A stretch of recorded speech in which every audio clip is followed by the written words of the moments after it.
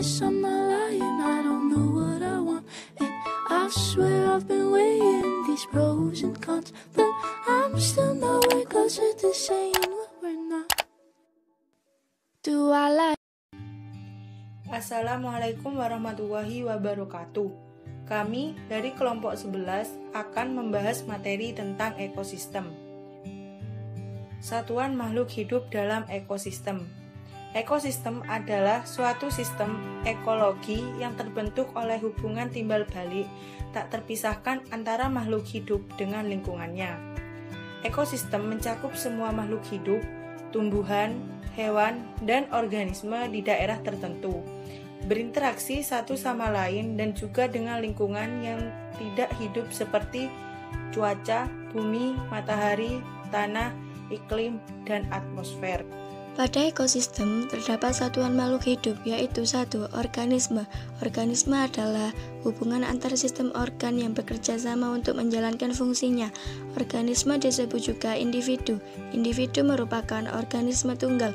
2. Populasi. Populasi adalah kumpulan individu sejenis yang menempati habitat dalam waktu tertentu. 3. Komunitas. Komunitas adalah kumpulan populasi yang berinteraksi dan menempati ruang lingkup dalam waktu yang sama. Komunitas akan membentuk ekosistem. 4. Ekosistem. Ekosistem adalah tingkatan organisasi kehidupan yang mencakup organisme dan lingkungan tak hidup, di mana kedua komponen tersebut saling mempengaruhi dan berinteraksi. Contoh, ekosistem waduk, kebun raya, hutan, telaga, dan lain-lain. 5. Biosfer. Biosfer adalah tingkatan organisasi paling tinggi yang mencakup seluruh kehidupan di bumi. Biosfer merupakan seluruh ruang lingkup hidup yang ditempati organisme. Komponen penyusun ekosistem. 1. Komponen biotik. Biotik merupakan komponen lingkungan hidup dari sekumpulan makhluk hidup atau organisme yang ada di lingkungan sekitar. Makhluk hidup tersebut dapat digolongkan berdasarkan jenis-jenis tertentu. Komponen-komponen biotik meliputi manusia, hewan, dan tumbuh-tumbuhan atau yang disebut makhluk hidup. 2. Komponen abiotik. Abiotik adalah istilah yang biasanya digunakan untuk menyebut sesuatu yang tidak hidup. Komponen abiotik merupakan komponen penyusun ekosistem yang terdiri dari benda-benda tak hidup. Interaksi antar komponen ekosistem. 1. Interaksi antar komponen biotik. A. Interaksi antar komponen biotik dapat dibedakan menjadi dua macam, yaitu interaksi intraspesifik adalah hubungan antara dua individu dalam satu organisme atau jenis. Interaksi interspesifik adalah hubungan antara dua individu yang berbeda jenis. B. Interaksi antar komponen abiotik.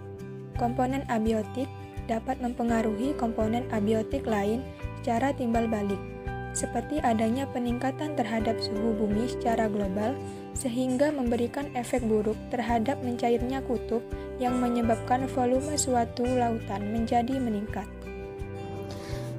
Aliran energi dalam ekosistem. Aliran energi adalah rangkaian urutan pemindahan bentuk energi satu ke bentuk energi yang lain, dimulai dari sinar matahari lalu ke produsen, konsumen, sampai ke pengurai di dalam tanah.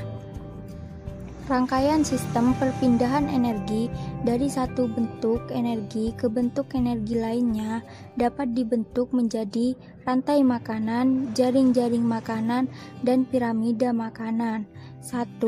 Rantai makanan adalah peristiwa makan dan dimakan antara makhluk hidup dengan urutan tertentu. Contoh rantai makanan: energi matahari, rumput, serangga, tikus, ular sawah, elang, pengurai. 2. Jaring-jaring makanan yaitu rantai-rantai makanan yang saling berhubungan satu sama lain sedemikian rupa sehingga membentuk seperti jaring-jaring.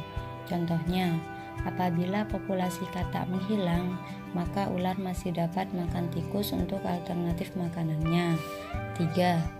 Piramida makanan adalah suatu piramida yang menggambarkan perbandingan komposisi jumlah biomasa dan energi dari produsen sampai konsumen puncak dalam suatu ekosistem.